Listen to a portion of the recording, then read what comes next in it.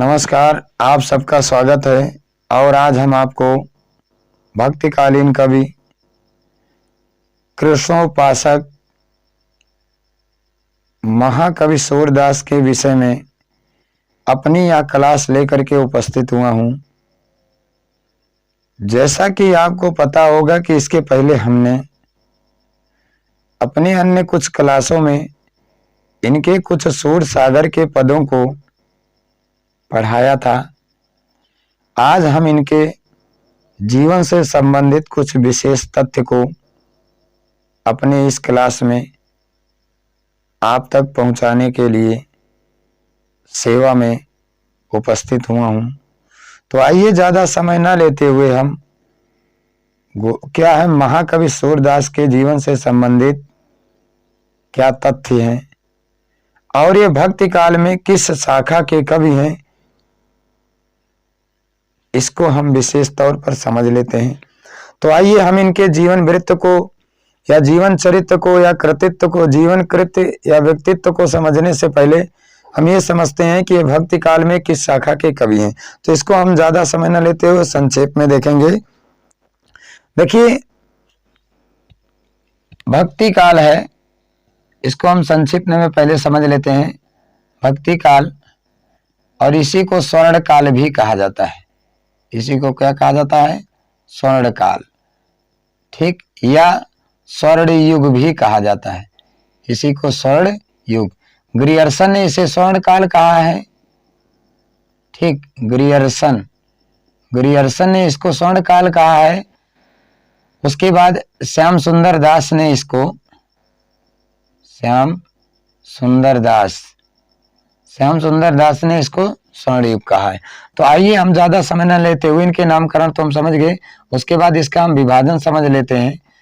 तो इसको दो भागों में बांटा गया है। पहला इसका है, वह है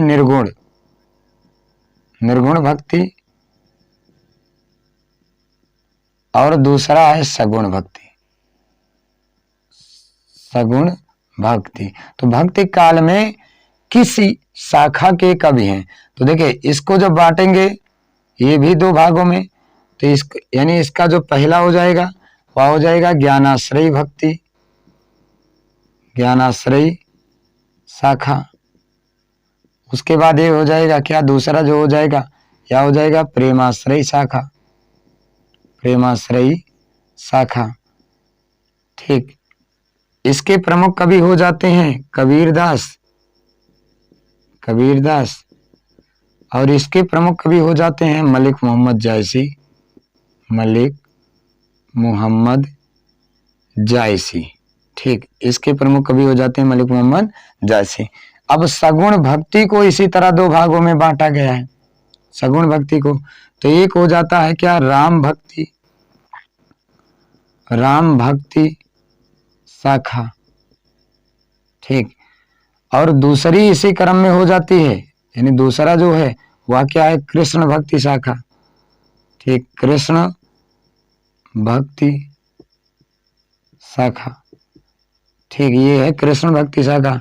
अब कृष्ण, देखिए, राम भक्ति शाखा के प्रमुख कवि हो जाते हैं गोस्वामी तुलसीदास।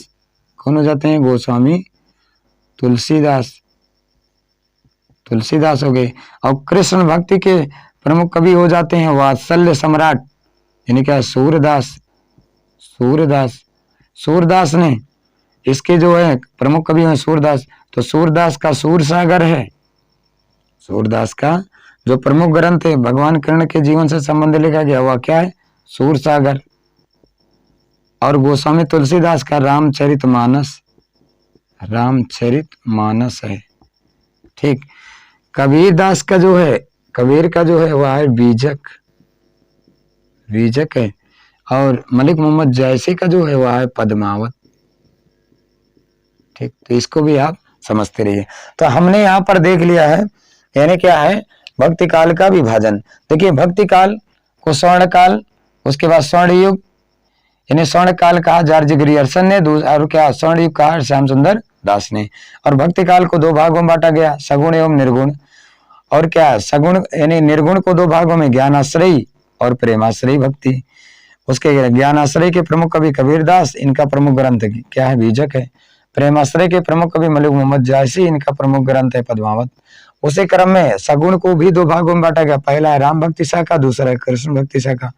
राम भक्ति के गोस्वामी तुलसीदास और कृष्ण भक्ति के सूरदास। तो गोस्वामी तुलसी का रामचरितमानस और क्या है, सूरदास का सूरसागर है। ठीक, तो यहाँ पर हमने इनको संक्षिप्त में समझ लिया। तो अब हम ये समझ गए कि सूरदास किस बात क्या है, तो खुद सूरदास भक्ति काल में सगुण भक्ति के कृष्ण भक्ति शाखा के प्रमुख कवि हैं। तो ये तो क्लियर ही हो गया। उसके बाद हम अब इनके जीवन से संबंधित, यानी इनका जन्म कब हुआ था, इनके गुरु कौन थे, इनकी रचनाएं कौन थी, इनकी भाषा क्या थी, ठीक, तो इसको हम देखेंगे।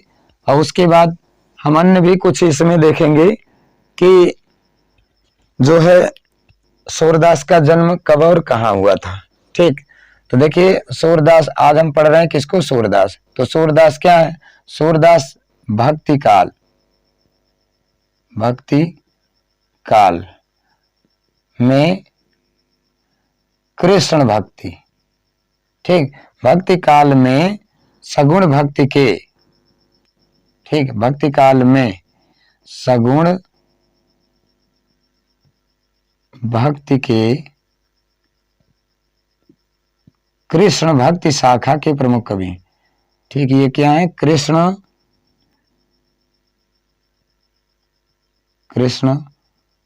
भक्ति शाखा के कवि हैं। ठीक, शाखा के कवि हैं, इतना हम समझ लेते हैं। ठीक, उसके बाद अब इनका हम जन्म देखते हैं। इनका जन्म कब हुआ था, तो इनका जन्म जो है वह हुआ था क्या, सन 1478। ठीक है, सन कब है, 1478 ईस्वी को।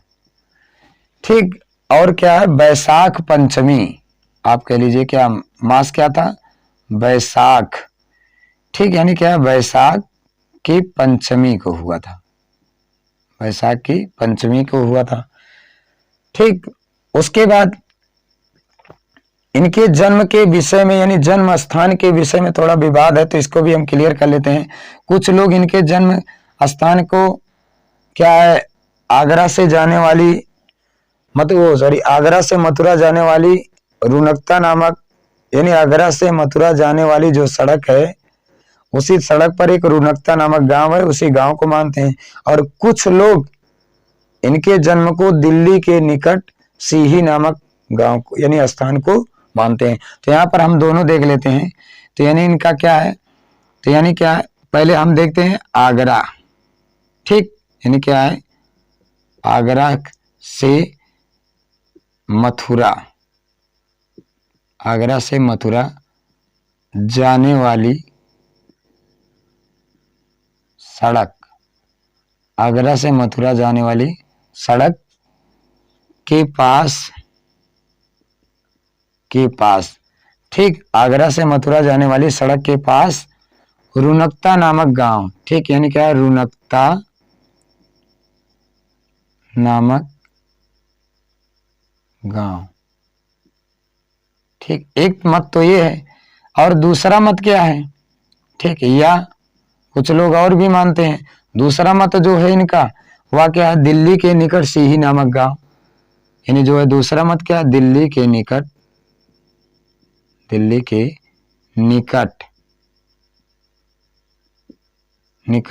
सीही नामक गांव। ठीक, सीही के निकट क्या है, दिल्ली के निकट सीही नामक गांव। तो इनके जन्म स्थान के विषय में यानी क्या है, दो विवाद है, यानी दो मत है। तो दोनों में से यानी क्या है, दोनों सही है, क्योंकि ये सर्वमान्य है। उसके बाद फिर हम देखते हैं, यानी इनके पिताजी का क्या नाम था, पिता इनके कौन थे, पिता का भी हम, यानी पिता का क्या नाम था, तो पिता का नाम था रामदास सारस्वत। क्या था, रामदास सारस्वत। ठीक, पिता का नाम था रामदास सारस्वत। गुरु कौन थे इनके, ठीक, गुरु इनके ठीक, विट्ठलनाथ के पिता श्री वल्लभाचार्य थे। ठीक, यानी कौन थे? वल्लभाचार्य, यानी इनके गुरु कौन थे? वल्लभाचार्य थे। ठीक, और इनकी भाषा क्या थी? इनकी भाषा यानी किस भाषा में ज्यादातर रचना की है? तो इनकी भाषा जो थी वह थी क्या? ब्रज भाषा। ठीक, यानी ये ब्रज भाषा के कवि थे। उसके बाद इनकी रचनाएं क्या थी? इनकी जो भाषा थी ब्रज भाषा थी। ठीक, उसके बाद रचनाएं इनकी हम क्या है इसको भी देख लेते हैं। इनकी रचनाएं, तो इनकी रचनाओं को हम थोड़ा देखते हैं। तो जैसे इनकी पहली रचना जो थी वह थी क्या? यानी रचना जो थी वह थी क्या? सूर सागर। सूर सागर, जिसमें कितने पद थे? तो सूर सागर में लगभग 1.25 लाख पद हैं। लेकिन आधुनिक शोध के आधार पर, लेकिन आधुनिक शोध के आधार पर, ठीक, आधार पर, आधुनिक शोध के आधार पर अब इसमें कितने पद हैं? तो अब इसमें है 4,936 पद और 12 स्कंद। 12 स्कंद मतलब कितने स्कंद? तो 12 स्कंद। आधुनिक शोध के आधार पर अब इसमें कितने? तो यानी क्या 4,000 यानी 936 मान के चलो 5,000। ठीक, उसके बाद दूसरी जो रचना है इनकी, दूसरी रचना है वह है सूर सारावली। क्या है? सूर सारावली। सारावली इनकी रचना दूसरी क्या है? सूर सारावली। और इसमें कुल कितने पद हैं? कुल पद हैं इसमें जो है यानी 1,007। ठीक, 1,107 पद हैं। उसके बाद तीसरी रचना इनकी है साहित्य लहरी। तीसरी रचना क्या है? साहित्य लहरी इनकी रचना है। ठीक, तीसरी रचना है साहित्यिक लहरी। और इसमें कुल पद कितने हैं? तो इसमें कुल पद हैं 1118 सॉरी 1,000 नहीं 108 होंगे। सॉरी एक यानी 108 सॉरी 118 पद होंगे। ठीक, हाँ 118 पद हैं। और वो भी पद कैसे हैं? दृष्टकूट। दृष्टकूट पद हैं। दृष्टकूट पद हैं। ठीक है, इसमें 118 दृष्टकूट पद हैं। इसमें कितने हैं? 1,107 हैं।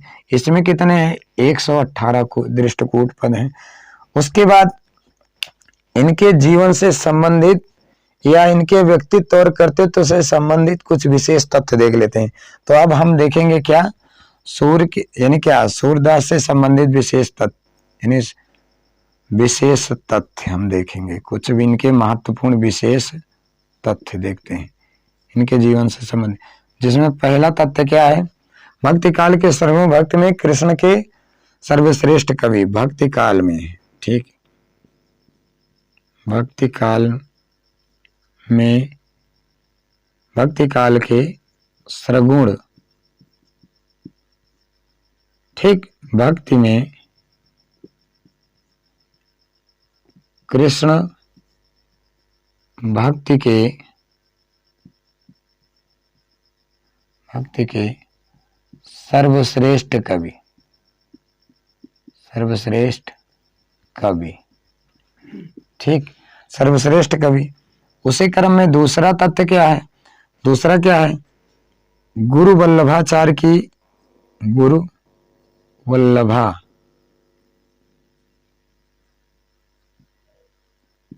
वल्लभा ठीक ना, वल्लभाचार्य के आदेश पर गोवर्धन पर्वत पर बने। ठीक, गोवर्धन, ठीक है ना, गोवर्धन पर बने श्रीनाथ जी के मंदिर है। श्रीनाथ जी के मंदिर में भगवान के जीवन से संबंधित पदों का कीर्तन। ठीक, यानी क्या है, मंदिर में कीर्तन करने लगे, में कीर्तन करने लगे। ठीक, यानी भगवान कृष्ण के जीवन से संबंधित पदों का ही कीर्तन करने लगे। और भी समझ लीजिए, तीसरा, अष्टछाप के भी कवि हैं। अष्टछाप, अष्टछाप के कवि, ये अष्टछाप के भी कवि थे। उसके बाद चौथा यानी क्या तथ्य क्या है, भगवान कृष्ण के बाल एवं रास लीलाओं का वर्णन भी किया है। भगवान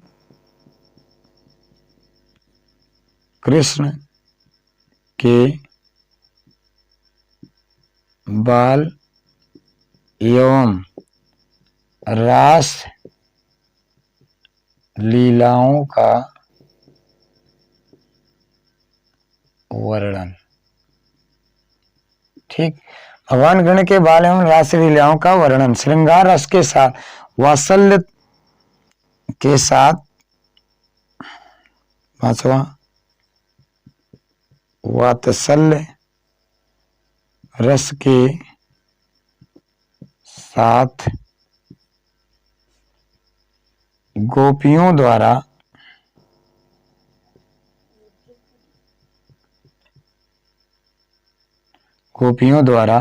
संयोग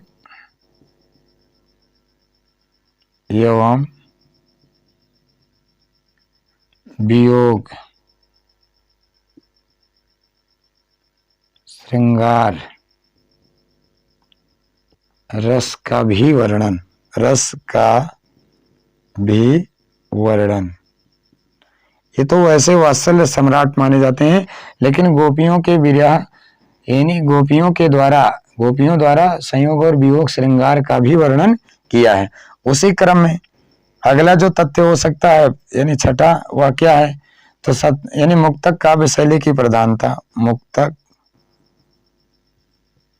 काव्य शैली, मुक्तक काव्य शैली की प्रधानता। ठीक, और क्या है, और एक शब्द जोड़ लीजिए इसी में, ये वात्सल्य रस के सम्राट थे, वात्सल्य रस के सम्राट। ठीक, तो ये तो था इनके जीवन से कुछ विशेष संबंधित तथ्य था। तो यहाँ पर देखिए, एक बार हम इसको रिपीट कर लेते हैं और पेज नंबर 1 है। तो यहाँ पर देखिए क्या, आज हम पढ़ रहे हैं सूरदास। सूरदास भक्ति काल के सगुण भक्ति के कृष्ण भक्ति शाखा के कवि हैं, प्रमुख कवि हैं। इनका जन्म सन 1478 ईस्वी को बैसाख पंचमी को आगरा से मथुरा जाने वाली सड़क के पास रुनकता नामक गांव में, और कुछ विद्वान दिल्ली के निकट सीही नामक गांव को मानते हैं। उसी क्रम में पिता का नाम रामदास सारस्वत, गुरु वल्लभाचार्य, और इनकी भाषा जो थी वह थी ब्रज भाषा। इनकी रचनाएं 3 हैं। पहला है सूरसागर, जिसमें लगभग 1.25 लाख पद के प्रमाण मिलते हैं, लेकिन आधुनिक शोध के आधार पर इसमें कुल क्या 4936 और 12 स्कंद मिले हैं, भाग मिले हैं। उसके बाद दूसरी रचना है सूरसारावली, इसमें कुल पद हैं 1107। तीसरी रचना है साहित्य लहरी, इसमें कुल पद हैं कितने, यानी 118 दृष्टकूट पद हैं। अब इनके कुछ विशेष तथ्य इनके ऊपर, और ये क्या, भक्ति काल के सगुण भक्ति के कृष्ण भक्ति के सर्वश्रेष्ठ कवि। मतलब सगुण भक्त यानी क्या, भक्ति काल में सगुण भक्ति शाखा के कृष्ण भक्ति, ठीक है, सगुण भक्ति के कृष्ण भक्ति शाखा के क्या है, सर्वश्रेष्ठ कवि हैं। गुरु वल्लभाचार्य, मतलब इनके गुरु कौन थे, वल्लभाचार्य। उनके आदेश से गोवर्धन पर्वत पर बने श्रीनाथ जी के मंदिर में क्या करने लगे, कीर्तन करने। कीर्तन में किसके पद गाया करते थे, तो भगवान कृष्ण के पद गाते थे। ठीक, भगवान कृष्ण जी के ही पद गाते थे। उसके बाद ये अष्टछाप के कवि हैं। अष्टछाप के संस्थापक कौन थे, तो गुरु वल्लभाचार्य के पुत्र थे कौन, विठलनाथ ने 8 कवियों को मिलाकर, किसने, 8 कवियों को मिलाकर। ठीक, 8 कवियों को मिला करके अष्टछाप की रचना की थी। हम अगले में बताएंगे आपको कि अष्टछाप के कौन कौन से कवि हैं। ठीक, उसके बाद भगवान कृष्ण के बाल एवं रास लीलाओं, मतलब बाल रूप का, रास लीलाओं का भी वर्णन किया है। उसके बाद वात्सल्य रस के साथ गोपियों द्वारा संयोग और वियोग रस का भी वर्णन किया है। मुक्तक काव्य शैली का प्रयोग प्रधानता है वात्सल्य रस के सर्व, यानी क्या है, ये सम्राट भी माने जाते हैं। तो ठीक, तो यहाँ पर क्या हो गया, अब इनके हम कुछ यानी उपनाम समझ लेते हैं कि इनको कवियों ने क्या है, उपनाम क्या दिया। तो इसको आप समझिएगा, उसके बाद हम इसमें सूरदास के कुछ उपनाम भी देख लेते हैं कि इनको उपनाम क्या है। ठीक, तो मित्रों, यदि आपको समझ में आ रहा है तो आप हमारे चैनल जो YouTube पर आपकी सेवा के लिए उपलब्ध है, उस चैनल को अधिक से अधिक अपने मित्रों के पास शेयर करें और हमारे चैनल ज्ञान गुरु हिंदी 97 को सब्सक्राइब भी करें। ठीक, तो आइए हम सूरदास के कुछ उपनाम समझ लेते हैं कि सूरदास के उपनाम। तो यहाँ पर क्या हो जाएगा, सूरदास के उपनाम, एक हेडिंग डाल लेते हैं, सूरदास के उपनाम। ठीक, सूरदास के उपनाम। तो देखिए पहला क्या है, पहला इनको क्या है, इनको जीवनोत्सव कवि कहा गया है। जीवनोत्सव, जीवनोत्सव कवि, जीवनोत्सव का कवि। और ये कौन कहा है, इसको कहा है आचार्य रामचंद्र शुक्ल। आचार्य रामचंद्र शुक्ल ने कहा है। ठीक, शुक्ल ने कहा है। उसके बाद दूसरा इनका हो जाएगा क्या, वात्सल्य सम्राट। वात्सल्य सम्राट, इनको वात्सल्य सम्राट भी कहा गया है। वात्सल्य, एक और जोड़ लीजिए इसी में, वात्सल्य रस का सम्राट। और वात्सल्य रस का सम्राट भी इनको यही कहा है, कौन, आचार्य रामचंद्र शुक्ल ने ही कहा है। उसके बाद तीसरा हिंदी, ठीक, हिंदी साहित्य, ठीक, हिंदी साहित्य के आकाश का सूर्य। हिंदी साहित्य के आकाश का सूर्य। ठीक, किसने कहा है, तो इसको कहा है भिखारी दास। रीतकालीन कवि हैं भिखारी दास ने कहा है, इनको भिखारी दास ने कहा है। और प्लस इनके साथ और भी एक लोग हैं, वो कौन है, शुक्ल जी, मतलब आचार्य रामचंद्र शुक्ल। ठीक, उसके बाद इनके अन्य, यानी चौथा जो इनका उपनाम है वह इनको भक्ति का समुद्र कहा गया है। भक्ति का समुद्र, मतलब समुद्र माने सागर। ठीक, किसने कहा, इनके गुरु वल्लभाचार्य ने कहा है। किसने, वल्लभाचार्य, इनके गुरु हैं कौन, वल्लभाचार्य जी ने ही इनको कहा है भक्ति का सागर। उसके बाद पांचवा, इनको पुष्टि मार्ग का जहाज कहा गया है। पुष्टि मार्ग का जहाज, और किसने कहा है, वल्लभाचार्य के पुत्र विट्ठलनाथ।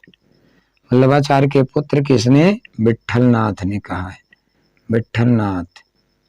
ठीक, उसके बाद अगला इनका उपनाम है खंजन नयन। खंजन नयन, खंजन नयन किसने कहा है, अमृतलाल नागर। अमृतलाल नागर। ठीक, अमृतलाल नागर। उसके बाद फिर एक शुक्ल जी ने इनका एक और उपनाम बताया, भावाधिपति। भावाधिपति, भावाधिपति। और कौन कहा है, आचार्य रामचंद्र शुक्ल ने ही कहा है। आचार्य रामचंद्र शुक्ल ने ही कहा है। उसके बाद भिखारी लाल ने इनको सूर्य कहा है। भिखारी लाल ने इनको सूरदास को सूर्य, सूर्य सूर्य कहा है। सूर्य, सूर्य सूर्य, किसने कहा है, भिखारी दास, भिखारी दास। और इसके विषय में एक दोहा है, सूर सूर तुलसी शशि उडगन केशव दास, ये दोहा है। ठीक, यानी सूर सूर तुलसी शशि उडगन केशव दास। सूर्य जो है वो आसमान के सूर्य हैं, और यानी क्या, सूर्य सूर्य तुलसी शशि, और तुलसी जो है आसमान के चंद्रमा हैं, और तारे कौन है, केशव दास हैं। ठीक, तो यहाँ पर क्या भिखारी दास ने इनको क्या कहा, सूर्य कहा है। तो आज हमने अपने इस क्लास में सूरदास के जीवन से संबंधित कुछ विशेष तथ्यों को पढ़ा है, जिसमें उनकी रचनाएं, उनके जन्म और उनकी भाषा तथा उनके जीवन से संबंधित विशेष तथ्य क्या है, उसको हमने इसमें पढ़ाया है। तो यदि आपको पसंद लगे तो आप हमारे चैनल ज्ञान गुरु हिंदी 97 को आप लाइक करें, शेयर करें अधिक से अधिक, और हमारे चैनल को सब्सक्राइब करें। ठीक, धन्यवाद। अगले में हम आपको अन्य कवि के विषय में पढ़ाएंगे। ठीक है, धन्यवाद।